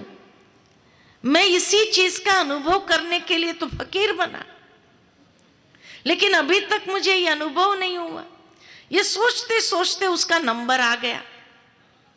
तो उसने पीछे वाले को कहा आप आगे जाएंगे? अब कौन नहीं जाना चाहते? तो सामने पीछे वाले ने कहा जरूर जाना चाहूंगा। वो आगे गया। अब वो गया तो वो भी उसको दुआ, भगवान आपको सदा स्वस्थ रखे, सदा खुश रखे। दूसरे को भी आगे किया कि अरे भाई टर्न देने में ही लोग वही दुआएं दे रहे हैं। उसने ये महसूस कर लिया। तो उसने दूसरे को कहा आप भी जाना चाहेंगे? कहा क्यों नहीं। वो भी जाते जाते उसको कहा भगवान आपको सदा खुश रखे, सदा स्वस्थ रखे। अब उसको बड़ा अच्छा लगने लगा, एक एक को आगे करने लगा, आगे जाओ आगे जाओ आगे। और उसने उसका अनुभव करते, उस सुकून का, उस आनंद का अनुभव करते हुए वो वहां से चला गया। उसने कुछ लिया नहीं। दूसरे दिन राजा ने अपने गुप्तचरों से कहा आप जाकर के देखो तो सही प्रजा क्या बातचीत कर रही, खुश है जो अमूल्य भेंट मिली उसके कारण। तो गुप्तचर गए और गुप्तचरों ने बातें सुनना शुरू किया। हर कोई कहता है हमारा राजा कितना अच्छा है, इतनी अमूल्य भेंट बांट दिया, इतना अच्छा दे दिया, भगवान उसको लंबी आयु दे, बड़ा खुश रखे। तब एक व्यक्ति ने कहा लेकिन उस लाइन के अंदर जो है ना एक फकीर भी था, उसने कुछ नहीं लिया और वो अपना टर्न दूसरों को देता गया, दूसरे को आगे करता गया और वो ऐसे ही लिए बिना चला गया। वो भी बड़ा अच्छा व्यक्ति था। तो उसकी भी बातें हो रही थी, राजा की भी बातें हो रही थी। तो गुप्तचरों ने आकर के राजा को सुनाया कि आपकी तो सब वाहवाही कर रहे हैं, सब बहुत खुश है, लेकिन आपके साथ साथ एक फकीर की भी वाहवाही हो रही है। कहा उसने क्या दिया? तो कहा उसने चीज तो कुछ नहीं दिया, अपना टर्न दिया, लोगों को आगे करता रहा। तो कहा उतने में उसकी भी वाहवाही हो गई? कहा हाँ। राजा ने कहा उस फकीर को बुलाओ। तो कहा अभी वो तो कहाँ चला गया, हमने तो देखा ही नहीं, वो कैसा दिख रहा था, वो तो चला गया कहाँ मालूम नहीं। राजा ने कहा ठीक है अगले हफ्ते फिर मैं दूंगा, वो फकीर आएगा तो जरूर। फिर ऐलान किया कि और गिफ्ट्स है, अमूल्य भेंट है और राजा बांटेंगे। फिर से वो लाइन खड़ी हो गई, फिर वो फकीर आ गया, लोगों को आगे करने लगा। राजा की नजर पड़ी, राजा ने लाइन रोक दी, उस फकीर को बुलाए इधर आओ, तेरे को जो चाहिए वो ले जा, लेकिन ये टर्न बांटने का काम नहीं करो। फकीर ने कहा मुझे तो कुछ नहीं चाहिए, मुझे जो चाहिए था वो मुझे मिल गया। कहा क्या मिला? कहा जो सुकून, जो प्रसन्नता, जो आनंद आपके चेहरे पर था ना, मैं वही चीज अनुभव करना चाहता था, लेकिन मेरे पास तो कोई चीज थी नहीं जो मैं बांटूं, इसलिए मैं टर्न ही बांटता था और उसी में लोग मुझे दुआएं देते थे। मुझे बड़ा अच्छा लग रहा था, मुझे जो चाहिए था वो मुझे मिल गया, मुझे चीज वस्तु कुछ नहीं चाहिए। तो सुकून किस में मिलता है, देने में या लेने में? देने में। तो एक दिन का देवता बनेंगे ना, अच्छा लगा तो हफ्ते का देवता बन जाना, और अच्छा लगा तो 1 महीने का देवता बन जाना, और अच्छा लगा तो जीवन भर के देवता बन जाना। देने में ही खुशी है, देने में ही आनंद है, देने में ही एकदम जिसको कहा जाए कि बस उसको जो चाहिए, दुआएं, खुशी, आनंद सब मिल जाता। और जब ये जीवन में आने लगता है तो भय, टेंशन, गुस्सा कहाँ गायब हो जाता है मालूम ही नहीं पड़ता है, और जीवन कितना सुंदर हो जाता है। इसलिए जीवन के अंदर इसको आने दो, ये तो आना चाहता है। लेकिन आज मनुष्य परेशान है। किससे परेशान है? हाँ, किससे परेशान है? जीवन में प्रॉब्लम्स बहुत आती है, जीवन में कई परिस्थितियां आकर खड़ी हो जाती है, इसलिए परेशान है, इसलिए परेशान है। लेकिन ये प्रॉब्लम्स आती तो आएगी, है ना? ये आती है हमें पॉलिश करने, हमें मजबूत बनाने। जीवन में अगर प्रॉब्लम्स न हो तो जीवन में कमज़ोर हो जाएंगे। ये प्रॉब्लम्स ही तो हमें मजबूत करती है, हमें सशक्त करती है।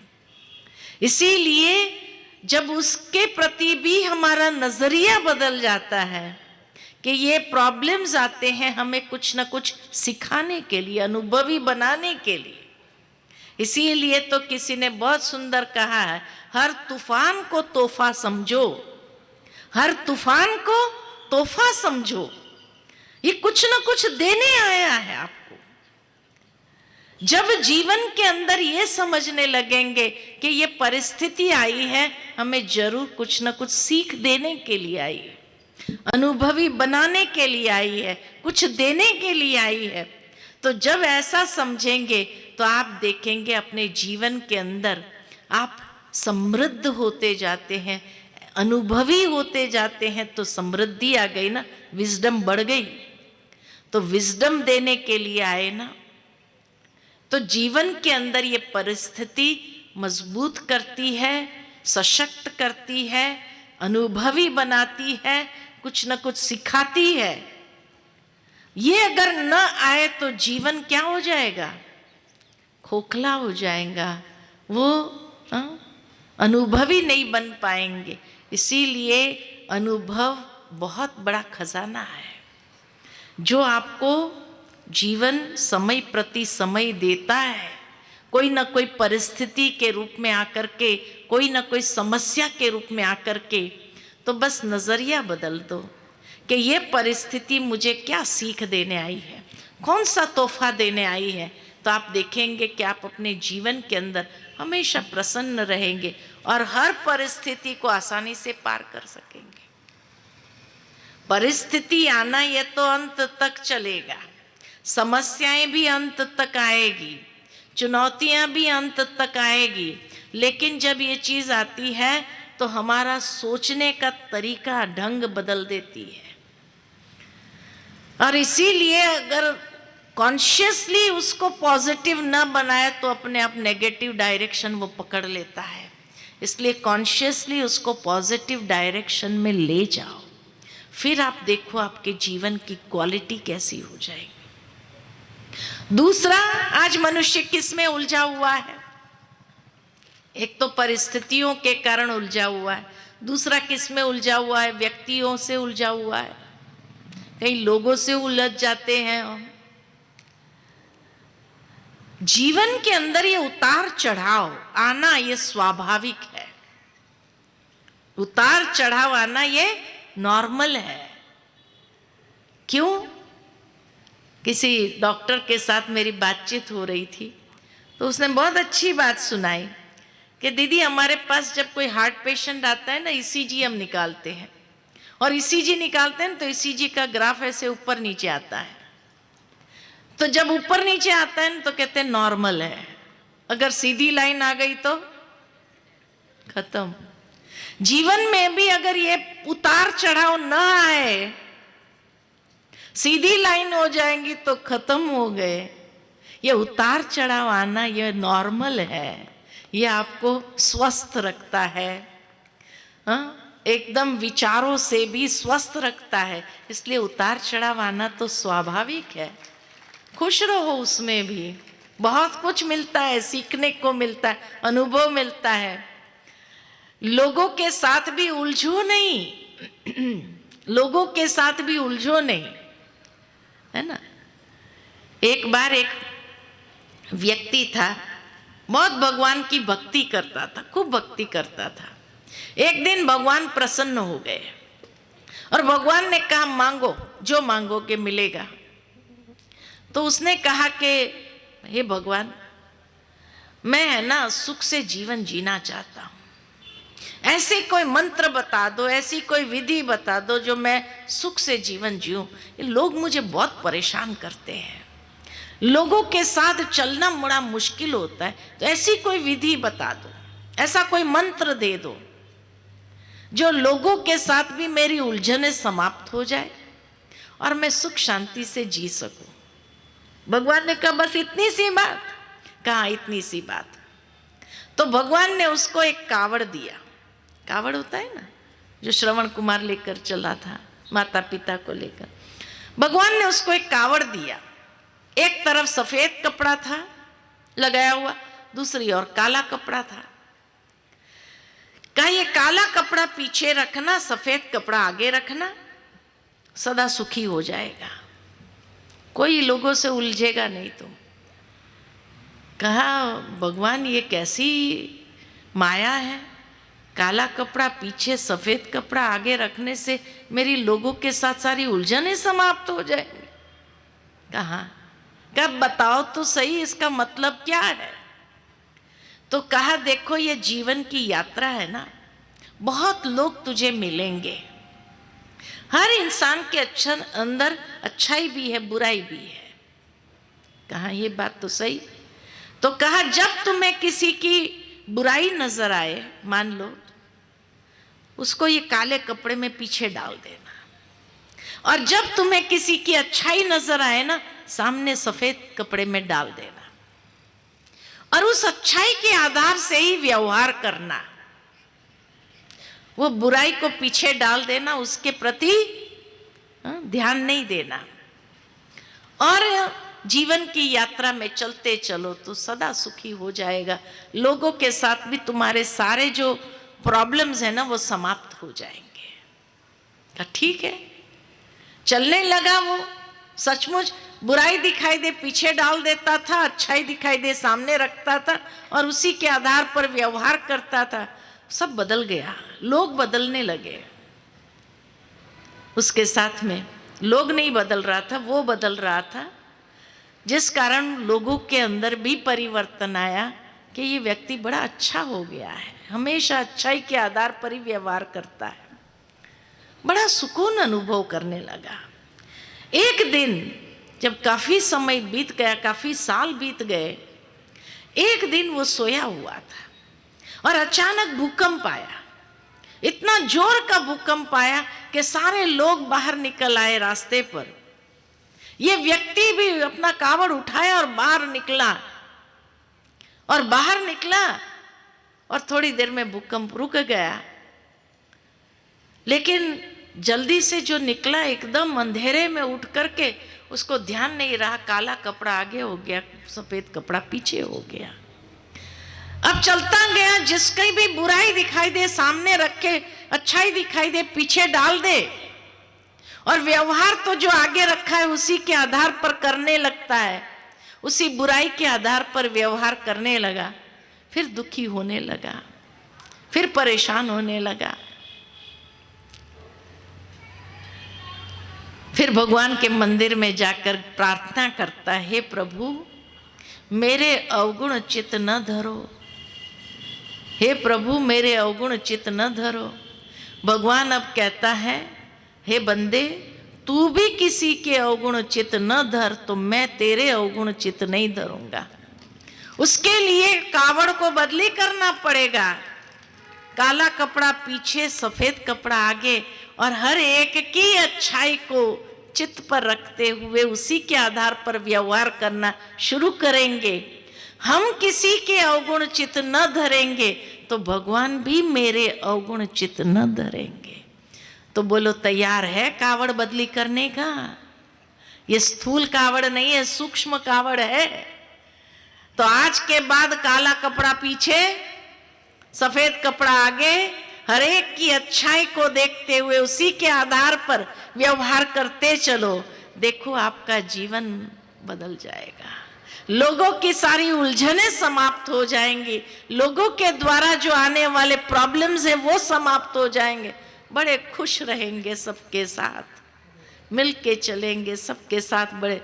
ये है जीवन जीने के कुछ टोटके कि आज जो हम जीवन के अंदर जो कई परेशानियों का अनुभव करते हैं, परेशान हो जाते, चाहे लोगों से परेशान हो जाते, परिस्थितियों से परेशान हो जाते, समस्याओं से परेशान हो जाते हैं, उसका कारण यही है कहीं ना कहीं गलती हम खुद कर रहे हैं।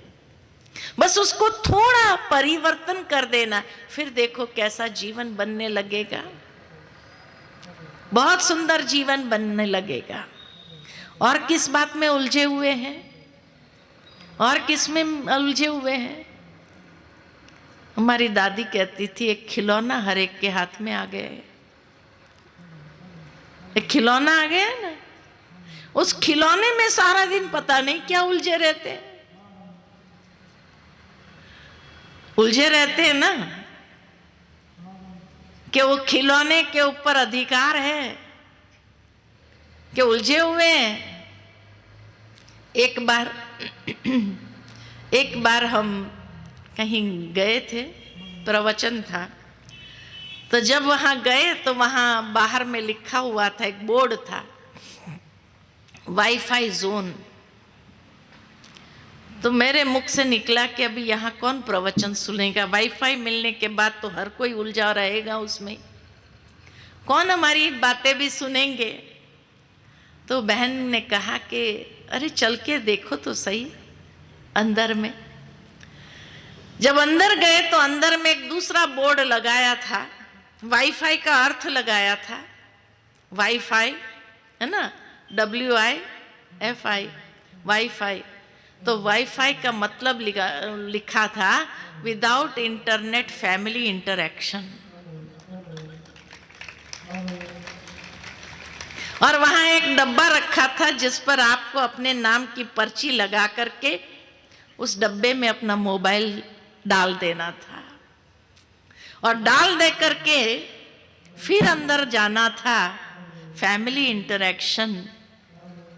क्या हम जीवन में माताएं कितना उपवास करती है, धार्मिक विचार रखती है कि भाई हफ्ते में एक दिन उपवास करना चाहिए, हेल्थ के लिए भी। आजकल दुनिया में भी लोग हेल्थ के लिए इतने कॉन्शियस हो गए हैं कि एक टाइम ही भोजन करेंगे या 2 टाइम ही भोजन कर, 3 टाइम भोजन नहीं करते हैं, उपवास करते हैं। हफ्ते में 1 दिन 2 दिन तो उपवास रखेंगे, आज फलाना त्योहार आया तो उपवास करो, आज फलाना त्योहार आया तो उपवास करो। करते हैं ना कि नहीं करते? करते हैं। तो हफ्ते में 1 दिन मोबाइल का उपवास कर सकते हैं? कर सकते हैं कि नहीं कर सकते? हंस रहे हैं, माना नहीं कर सकते हैं ऐसा। जो हाथ उठा रहे हैं पीछे माताएं कि मोबाइल है ही नहीं तो हम तो सहजता से उपवास कर सकते हैं, ऐसा तो नहीं है। जिसके पास मोबाइल है वो हाथ उठाए ना कि हाँ 1 दिन हम उपवास कर सकते हैं।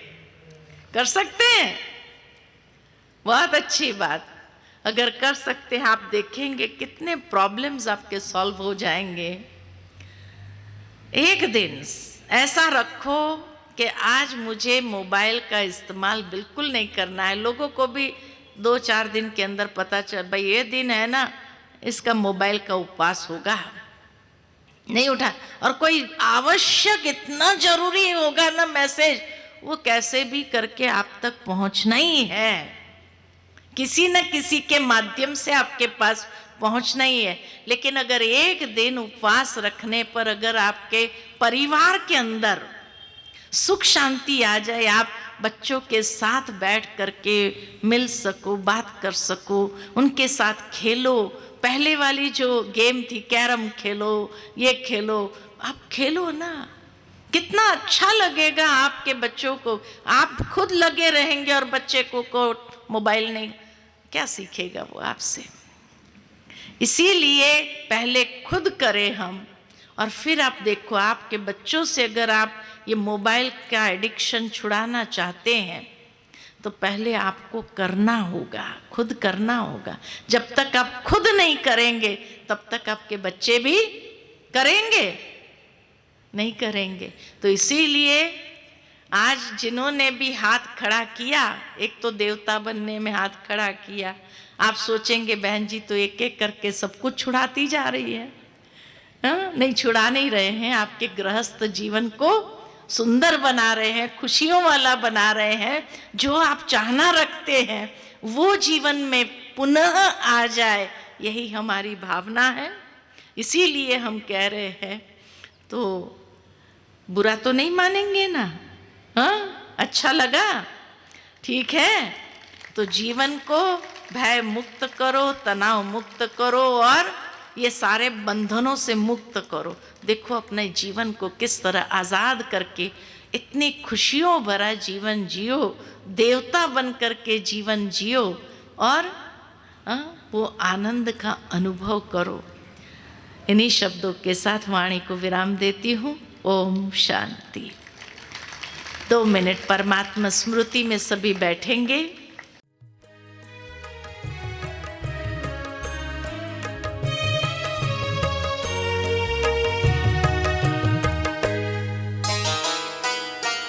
आए हम खुद को बदल ले, जग बदलता जाएगा।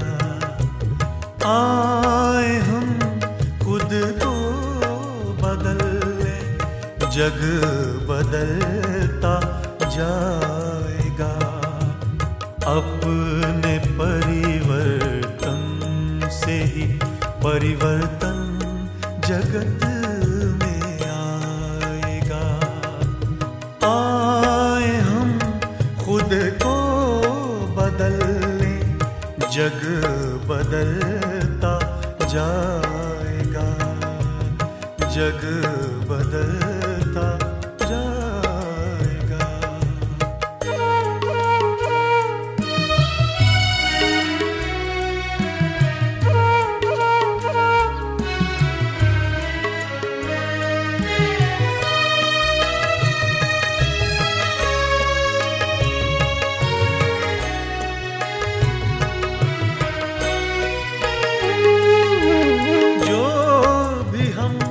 संकल्प ले पूरा निभाए, कम कहे कहने से पहले कर दिखाए, कर दिखाए।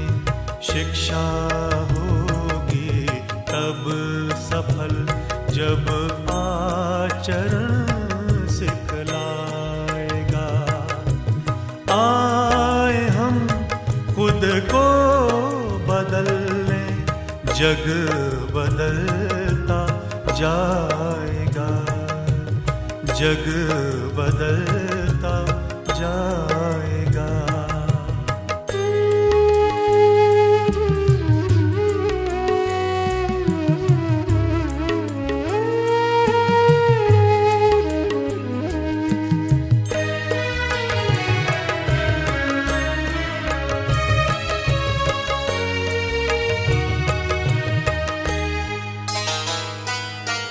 कथनी करनी एक करके एकता होगी, धारणा से जिंदगी में दिव्यता होगी, दिव्यता होगी।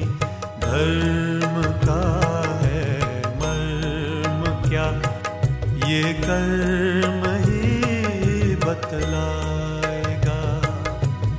आए हम खुद को बदल लें, जग बदलता जाएगा, जग बदलता जाएगा।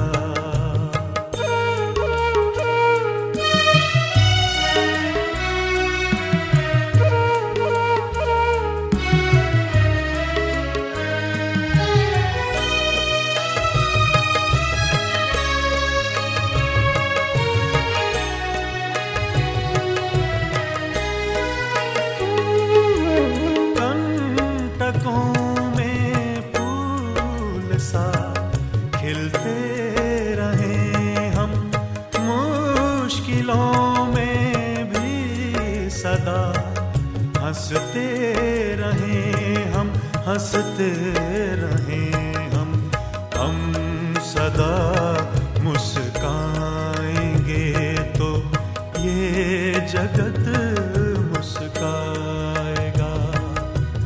आए हम खुद को बदल लें, जग बदलता जाएगा। अपने परिवर्तन से ही परिवर्तन जगत। बहुत बहुत धन्यवाद परम आदरणीय परम श्रद्धेय उषा दीदी जी का। दीदी जी, हमें ऐसा लग रहा था जैसे एक शिल्पकार जब कोई मूर्ति का निर्माण करता है तो वो एक्स्ट्रा पत्थर हटाता है और मूर्ति अंदर से निखर करके आती है।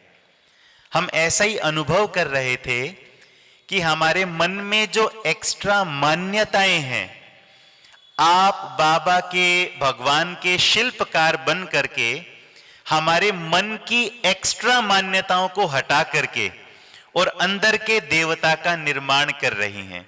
बैठे बैठे हम सबको ये अनुभव हो रहा था कि आज तो हम सच में देवता बन ही गए हैं। जिसको ऐसा अनुभव हुआ वो हाथ खड़े करना। बहुत सुंदर।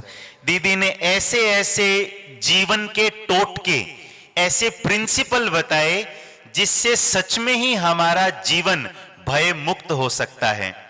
आपने बताया कि भय का कारण है गलत मान्यताओं के साथ में अटैचमेंट, और उससे दूर होने का इतना सुंदर उपाय आपने बताया। अगर मान्यताओं के साथ हम आध्यात्मिकता को जोड़ लें तो भय से मुक्त हो सकते हैं। फिर एक कहानी के माध्यम से कितनी अच्छे विचार आपने हमारे समक्ष रखे कि एक कुम्हार के एक विचार से, जहां वो चिल्म बनाने वाला था उसकी जगह उसने सुराही बनाई।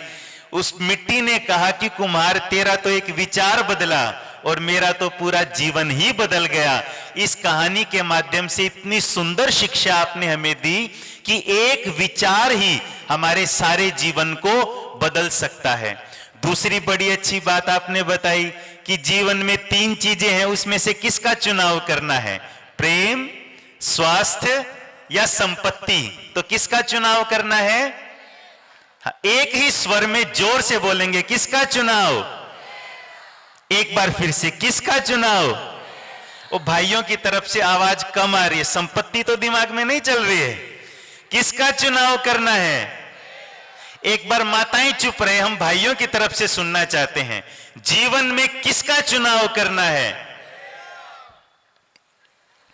फिर बड़ी अच्छी दीदी ने एक बात सुनाई कि हमको देना देना देना है, और पूरे इस संसार में कोई भी व्यक्ति इतना गरीब नहीं है कि वो किसी को अपनी खुशी ना दे सके, किसी को दुआएं ना दे सके, और देने में जो सुख मिलता है। जब आदरणीय दीदी सुना रहे थे तो आपके चेहरे से वो प्यार के, शांति के, दया के प्रकंपन पूरी सभा में प्रवाहित हो रहे थे। तो देने में जो संतुष्टि मिलती है उसकी तो कल्पना भी हम नहीं कर सकते, ना ही किसी अन्य बात से तुलना कर सकते हैं। तो आज के लिए तो हमको क्या बनना है? खाली आज के लिए बनना है। कितने दिन के लिए? 1 हफ्ते के लिए? कितने दिन के लिए? ये कह रहे महीने के लिए? कितने दिन के लिए? ये कह रहे 1 साल के लिए? कितने के लिए? सदा सदा के लिए हमको देवता बनना। और समझो, इतने देवताएं जब एक ही स्थान पर इकट्ठे हो जाएंगे तो आदरणीय दीदी जी, परम पिता परमात्मा की जो एक आश है कि हमारा भारत स्वर्णिम भारत बने, ये देश पुनः स्वर्ग बन जाए, तो हम सब महावीर गढ़वासी भगवान की आशाओं को पूर्ण करेंगे और हम सब क्या बन के दिखाएंगे? देवता बन करके दिखाएंगे। तो देवताएं अपने लिए एक बार और आदरणीय दीदी जी के लिए एक बार जोर से ताली बजाएंगे। हमारे बीच में राजकुमार अरोड़ा भाई भी हैं और आप बहुत अच्छे कवि हैं, बहुत अच्छे लेखक हैं। आपकी लेखनी में इतनी जान और शक्ति है कि बहादुरगढ़ में आपने बहुत सारे ऐसे परिवर्तनकारी लेख लिखे हैं। आपके लेख अखबार में, बहुत सारी पत्रिकाओं में छपते हैं। खुद भी आपने बहुत सारी पत्रिकाएं लिखी।